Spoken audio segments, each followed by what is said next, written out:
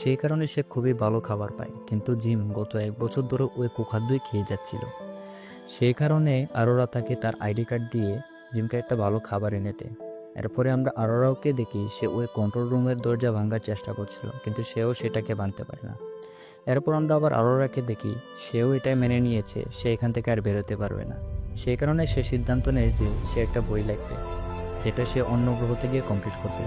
সেখানে সে জিমের ইন্টারভিউ নিতে থাকে এবং তাকে জিজ্ঞাসা করে সে পৃথিবীতে তার ফ্যামিলিকে ছেড়ে কেন এখানে এসেছিল। জিম তখন তার উত্তরে বলে যে সে একজন মেকানিক ছিল, তার নতুন জিনিস বানাতে ভীষণ পছন্দ এবং পৃথিবীতে সব কিছুই তৈরি হয়ে গেছে, সেখানে আর মেকানিকের কোনো প্রয়োজন হয় না। তাই সে নতুন গ্রহতে গিয়ে সে নতুন কিছু আবার নতুন করে শুরু করবে। তাই তাকে এই ট্রিপে একটা স্পেশাল ডিসকাউন্ট দেওয়া হয়েছিল। এরপর জিম আরোরাকে জিজ্ঞাসা করে যে সে পৃথিবীতে কি করত।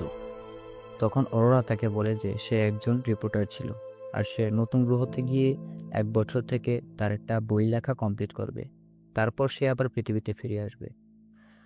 তারপর অরোরা বলে ওঠে যে হয়তো সে এটা করতে পারবে না, কারণ সে ডিপ স্পেসে ফেসে গেছে।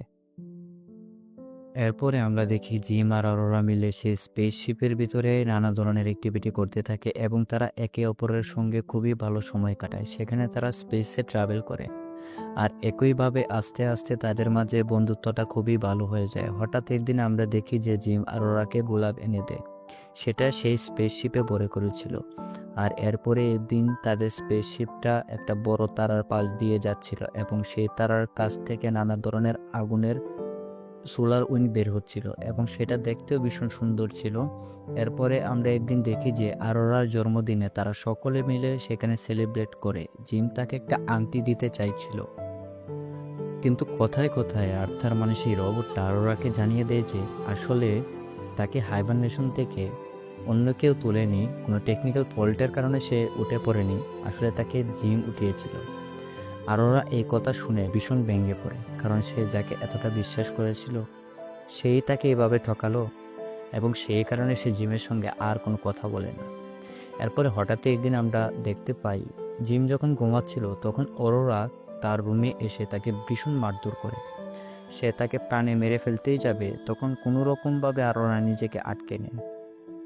তখন এই কাজের জন্য জিম খুবই কষ্ট পাচ্ছিল। কিন্তু সেদিনের ঘটনার পর আরোরা ভীষণভাবে রেগেছিল জিমের উপরে, সে জিমের সাথে কোনোভাবে আর কোনো কথাই বলে না। এরপরে একদিন যখন জিম তার ঘরে ছিল তখন সে দেখে যে ওই স্পেসশিপে কিছু একটা গন্ডগোল হচ্ছে, কিন্তু তারপর সেটা নিজ থেকে ঠিক হয়ে যাচ্ছে। সেই কারণে জিম তাতে আর মাথা কামায় না। এরপরে একদিন দেখা যায় যে